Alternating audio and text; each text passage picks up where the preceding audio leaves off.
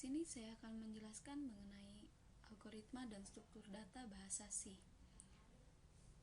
Adapun aplikasi yang saya gunakan adalah Visual Studio 2012.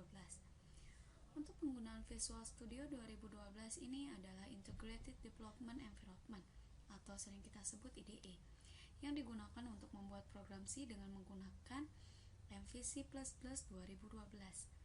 Untuk cara penggunaannya, yang pertama, Start Page, lalu pilih New Project. Yang kedua, isi name untuk penyimpanan file .c, lalu kita next. Yang ketiga, setelah next, maka akan muncul Win32 Application Wizard dan nama folder untuk penyimpanan file .c. Untuk additional option, yang di checklist hanya empty project. Dasar bahasa C. Yang pertama, ada beberapa fungsi, namun yang ada dalam sebuah bahasa C itu adalah fungsi main. Yang kedua, di dalamnya terdapat deklarasi dari beberapa variabel. Yang ketiga, selalu ada statement untuk perintah penggunaan program. Yang keempat, adanya akses library. Yang kelima, berisi komentar dalam program. Tipe data, variabel, dan konstanta. Tipe data biasanya ada char, short integer, integer, long integer, boolean, float, double, long double, dan with char. Untuk char itu berisikan karakter atau integer kecil. Ukurannya biasanya 1 byte. Untuk short integer biasanya digunakan untuk ukuran 2 byte. Yang ketiga, integer. Integer digunakan untuk ukuran 4 byte. Yang keempat ada long integer. Long integer biasanya digunakan untuk 4 bit. Seperti itu. Untuk boolean, nilai boolean hanya bisa diisi satu nilai, true or false. Ukurannya 1 bit.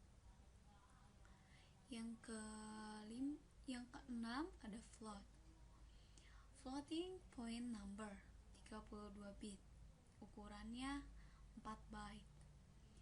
Untuk yang ketujuh ada double precision 64 bit. Floating point number ukurannya 8 byte. Untuk long double precision floating point number ukurannya 8 byte. With char underscore t untuk white character ukurannya 2 atau 4 byte. Untuk variabel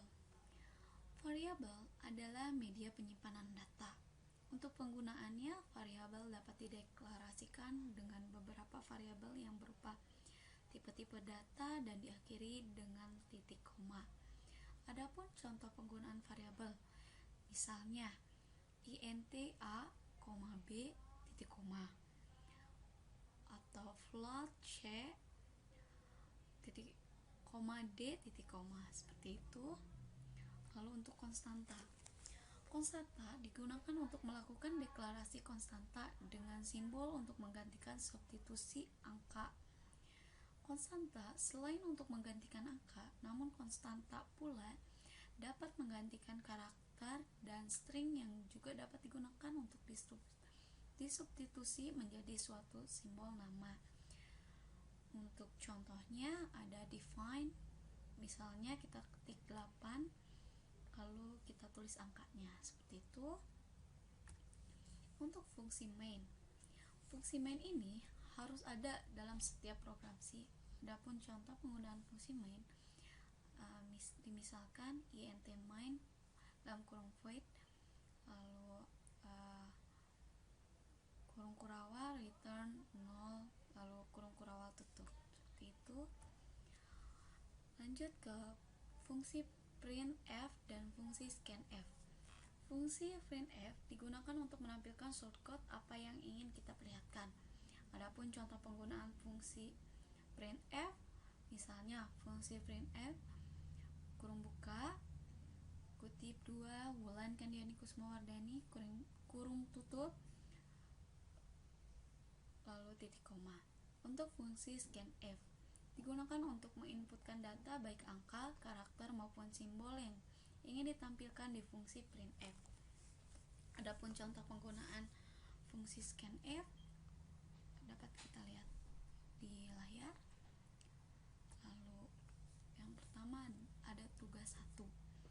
Pertama soalnya adalah buatlah program di mana user dapat mengetikkan angka menggunakan scanf dan menampilkan kembali pada layar menggunakan printf dengan variabel yang digunakan adalah sebagai berikut. Yang pertama itu adalah bilangan bulat integer P dan Q. Yang kedua, bilangan pecahan X, Y, Z. Yang ketiga atau yang C, long integer hitung. Yang D, short integer flag. Yang E, integer index. Yang F, unsigned integer post. Yang G, double precision untung rugi pajak. Lalu yang H, bilangan bulat tak negatif kanan. Untuk bilangan bulat integer P dan Q, kita dapat melihat untuk shortcode-nya seperti ini, di mana ada masukkan nilai P, masukkan nilai Q. Lalu akan keluar hasil nilai P dan nilai Q. Seperti itu. Untuk bilangan pecahan tidak jauh beda dengan bilangan bulat tadi, hanya bilangan pecahan biasanya menggunakan float. Seperti itu. Yang pertama kita bisa masukkan bilangan pecahan, lalu masukkan bilangan masukkan bilangan pecahan X yang pertama, yang kedua masukkan bilangan pecahan Y, yang ketiga lalu masukkan bilangan pecahan Z. Lalu akan keluar nilai X, nilai Y, dan nilai Z. Seperti itu.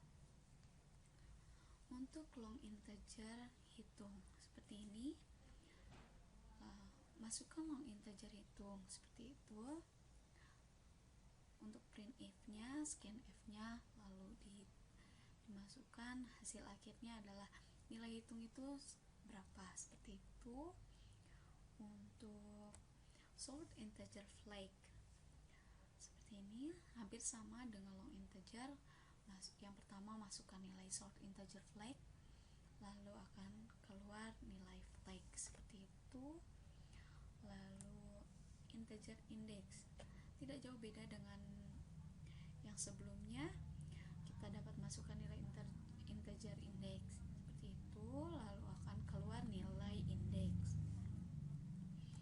Untuk unsigned integer post seperti yang sebelumnya, masukkan nilai unsigned integer post, lalu akan keluar nilai post. Untuk double precision untung, rugi, dan pajak agak berbeda karena di sini kita menginputkan tiga,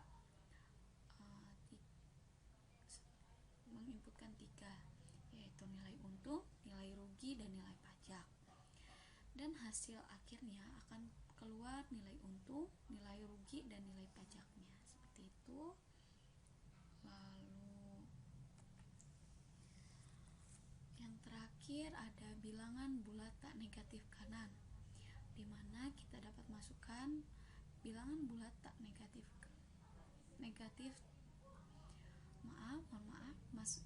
kita dapat masukkan bilangan bulat tak negatif nilai kanan seperti itu, lalu akan menghasilkan nilai kanan seperti itu. Lanjut kita ke programnya seperti ini. Awalnya kita masuk ke Visual Studio.